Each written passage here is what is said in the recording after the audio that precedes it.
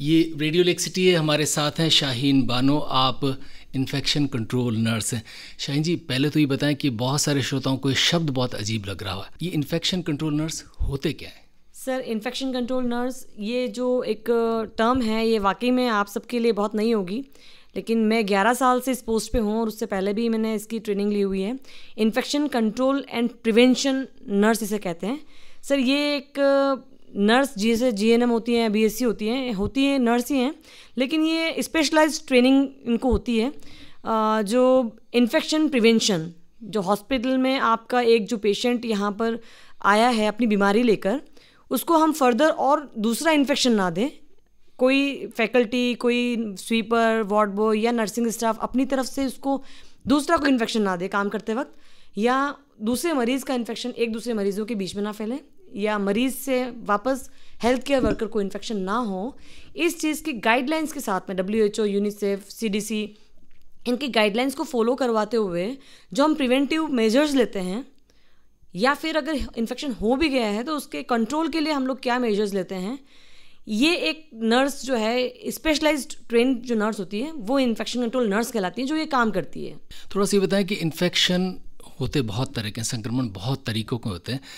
कौन कौन से ऐसे संक्रमण हैं जिनसे आपका सामना ज़्यादा होता है और जिनका बचाव आपको ज़्यादा रखना पड़ता है, जो आम है या यूँ कहें कि ख़ास हैं? सर देखिए, अगर संक्रमण तो यूँ देखा जाए तो वायरल भी होता है, बैक्टीरियल भी होता है। तो सारे हमारे हॉस्पिटल्स में जो होते हैं, हम लोग नॉर्मली इन्फेक्शन की बात नहीं करते हैं। जो जनरली जैसे किसी बीमारी में हो गया, कोई व्यक्ति अगर घर पे आइसक्रीम खा रहा है तो वो इन्फेक्शन, वो उसका इन्फेक्शन है। हम लोग तो हमारे ही इन्फेक्शन की अगर बात की जाए तो बैक्टीरियल इन्फेक्शन होता है, जो कि हाथों से जा सकता है, और वायरल जो हवा से जा सकता है। तो ये सभी प्रकार के जो बैक्टीरियल और वायरल जो इन्फेक्शन है, फंगल भी इन्फेक्शन इसमें हो सकता है। तो हम सब इसी प्रिवेंशन पे काम करते हैं, तो हम तो कोई एक पर्टिकुलर हमारे लिए नहीं रहता है। शाहीन जी, इन संक्रमण में एक ऐसी चीज़ आ गई, एक ऐसा वायरस हमारे देश में आ गया जिसने इन सारे संक्रमणों को पछाड़ दिया है, जिसकी वजह से हम सब लोग सच में संकट में हैं। इसका प्रचार प्रसार ना हो, इसके लिए क्या कुछ अतिरिक्त रूप से आपको करना पड़ा? क्या कुछ खतरे थे? क्या कुछ सावधानियाँ आपको अस्पतालों में रखनी पड़ी?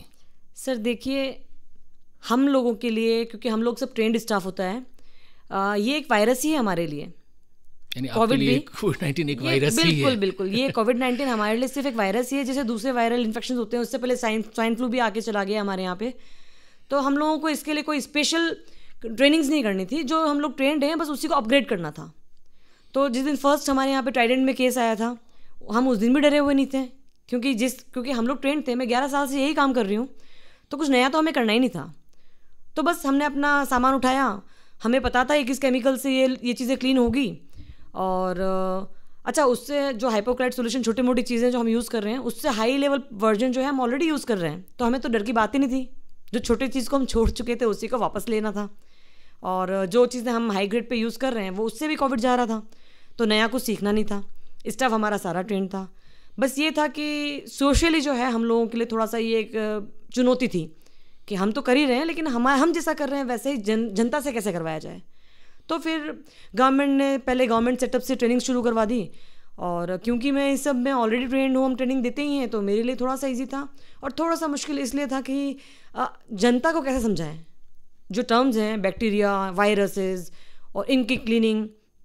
तो उनको उनकी लैंग्वेज में थोड़ा सा चेंजेस करके भी, ग्लव्स जिससे पहनना है तो क्यों पहनना है, और ना पहनना है तो क्या होगा, ऐसी छोटी मोटी चीज़ों को तोड़ मरोड़ के और बस डर गायब करना था कुल मिला के। तो उसमें हम थोड़ा सा सफल हुए हैं। क्या क्या टिप्स हैं जो आप देंगी?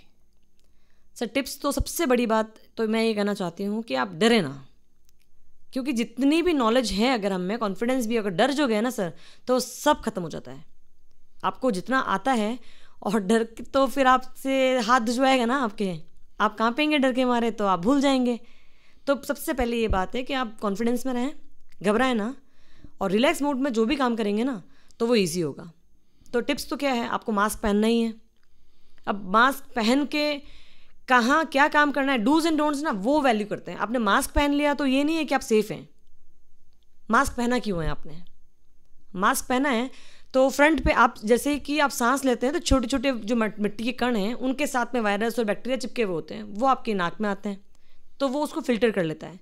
अब जब हम बार बार जो उसको टच करते हैं ना मास्क को, तो हम क्या कर रहे हैं, उसको हाथ नाक से मास्क से लेके हमने हाथों में ले लिया।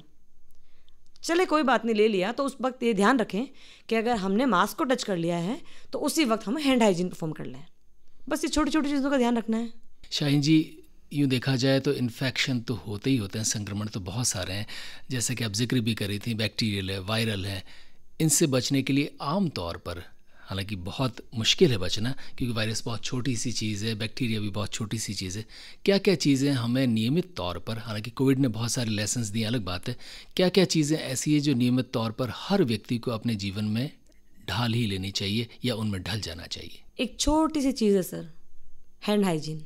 अगर 80% ऑफ इन्फेक्शन जो है, रेट जो है, सिर्फ एक नॉर्मल से एक हैंड वॉशिंग से ही हम कम कर सकते हैं। हमें कोई बहुत हाई ग्रेड पे एंटीबायोटिक्स पे या कोई बड़ी मशीनों के लिए आपको जाने की ज़रूरत नहीं पड़ेगी। जबकि मैं 100 में से 80% हैंड हाइजीन से ही आप इन्फेक्शन कम कर सकते हैं। तो बहुत छोटी सी चीज़ आपके हाथों में ही है। और मैं ये चाहती हूँ कि तो हाथों को क्या दिन भर धोएं? दिन भर ना धोएं। आप कोशिश करें कि टचिंग जो है वो रेस्ट्रिक्ट कर लें। बार बार जो हमारी आदत है ना, बार बार हम सर पे हाथ लगा लेते हैं, हम चेहरे को छू लेते हैं, हम सामानों पे कहीं भी हाथ लगा के खड़े हो जाते हैं, हम दरवाज़ा जब खोलते हैं तो धक्के से पंजों से हम खोलते हैं। तो बस इस जो हमारी डेली रूटीन जो है ना, उसको थोड़ा सा चेंज कर लिया जाए। उंगलियों को कम से कम यूज़ में लिया जाए। कहीं आप जा रहे हैं तो कोनी से आपने खोल लिया दरवाजे को, या आपने पैरों से उसको धक्का दे दिया। तो ये डेली रूटीन में इसको लिया जाए। तो आपको जब ये लगेगा कि अच्छा हैंड हाइजीन कब करनी चाहिए आपको, हम हैंड वॉश के लिए जब बोलते हैं ना बार बार, जब तक कि आपके हाथ विजिबली गंदे ना हो, सामने कोई भी ऑर्गेनिक मैटर नहीं लगा हो, मिट्टी हो, खून हो, या कोई मुंह से निकली हुई लार वगैरह सामने नज़र आता हुआ, जब हाथ आपको दिख रहा है कि गंदा है, तब आपको इसको कम से कम 1 मिनट के लिए साबुन से रगड़ कर धोना आवश्यक होता है। जब अच्छे से आप हैंड हाइजीन कर चुके हैं, धो चुके हैं, तो डिसइंफेक्शन आप कर सकते हैं। हैंड रब आपके पास होता है, आप हैंड रब कर सकते हैं। लेकिन अगर आपके हाथ गंदे हैं और आप हैंड रब करने जा रहे हैं तो उस पर ये एक बायोफिल्म बन जाती है हाथों के ऊपर, गंदगी की वो लेयर जो, लेकिन तो हमारे वायरसेस जो हैं वो उसको पेनिट्रेट नहीं कर पाते हैं। तो आपको जो हैंड रब जो है, अगर हाथ गंदे हैं तो हैंड रब ना करें, आप हाथ धो लें, उसके बाद हैंड रब का वैल्यू है। यानी ये मान के चले कि अगर हैंड हाइजीन का हम ध्यान रखें तो 80% हम बैक्टीरिया और वायरस से बच सकते हैं। बिल्कुल। शाहीन जी, जो दूसरी लहर थी, पहली लहर में थोड़ा सा डर ज़्यादा था लेकिन बहुत कम लोग उसमें प्रभावित हुए, लेकिन हमारे जो कोविड-19 की दूसरी लहर आई वो जानलेवा साबित हुई। बहुत सारे लोगों ने अपने प्राण भी गंवाए और हमारी स्वास्थ्य व्यवस्थाओं पर बहुत सारे प्रश्न चिन्ह भी इस बहाने खड़े हुए कि हमारे यहाँ पर ऑक्सीजन पर्याप्त नहीं है, बेड पर्याप्त नहीं है, अगर भारत में ऐसी स्थिति दोबारा आ गई तो क्या होगा। बताएं कि दूसरी लहर में ऐसी भयावहता किन कारणों से आई और क्या हम तीसरी लहर अगर आती है तो उसके लिए तैयार हैं? सर, हमसे तो अगर आप पूछेंगे तो हम तो सभी उसी प्लेटफॉर्म पे काम कर रहे हैं। हमारे जो प्रिंसिपल हैं डॉक्टर लाखन पोसवाल, हमारे सुप्रिंट साहब हैं सुमन सर, तो वो बहुत बेस्ट लीडर्स हैं। जो आज हमें काम करने का जो कॉन्फिडेंस है ना, वो हमारे लीडर्स की वजह से। तो हम तो ज़रा भी डरे हुए नहीं है सर कि हम लोग नहीं कोप कर पाएंगे। हमने सेकंड लेयर को भी बहुत अच्छे से कंटिन्यू किया। जहाँ जहाँ भी लेक्यूना मिला, सर ने डेफिनेटली, हमारे पोसवाल सर ने और सुमन सर ने तो ऑन द स्पॉट टीमें बना के और उसके लिए दिन रात मतलब काम करवाया। और आज आपके सामने के इतने सारे ऑक्सीजन कंसनट्रेटर हमारे पास में, प्लांट्स हमारे पास चालू हो गए हैं। तो हमारे लिए कोई डर की बात नहीं है। बस जनता को ये है कि थोड़ा सा प्रिकॉशन रखेंगे, हम तक ना आए बस। क्या क्या सुझाव प्रिकॉशन के लिए उन लोगों को देंगी जिन लोगों ने दूसरी लहर में अपनों को खोया है?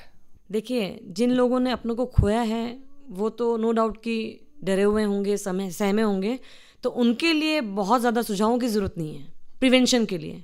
बाकी गम है उनके घरों में, तकलीफ़ें हैं, तो उसमें तो जितना हम साथ दे सकते हैं उतना दे रहे हैं, उनसे मानसिक तौर पे भी उनके साथ में हैं। लेकिन जिन लोगों ने अभी तक किसी को खोया नहीं है, उनके लिए मेरी ये राय ज़रूर है कि देखिए, आप उन लोगों से प्रेरणा लीजिए जिन्होंने जो गलतियाँ की हैं, उनको मत दोहराइए। आप सोशल डिस्टेंसिंग का खास ख्याल रखें। चाहे गवर्नमेंट ने आप लोगों के लिए ही रोज़गार के अवसर खोल दिए हैं, बहुत टाइम से आप परेशान थे, आप घूमने नहीं जा सकते थे, तो मानसिक आप प्रेशर में थे, तो गवर्नमेंट ने आपके लिए अगर हेल्प के लिए कुछ अच्छा किया है तो आप प्लीज़ उसका मिसयूज़ मत कीजिए। आप खुद से आप कदम बढ़ाइए कि घर की तरफ कदम बढ़ाइए। शाहीन जी, जाते जाते उदयपुर वासियों से क्या कहेंगी? मैं उदयपुर वासियों से कहना चाहती हूँ कि हमने अभी तक कोविड के लिए बहुत सिस्टमेटिक काम किया है। जितना काम उदयपुर में हुआ है, मुझे नहीं लगता है कि कहीं और दूसरी जगह पे इतना स्टैंडर्ड तरीके से काम हुआ हो।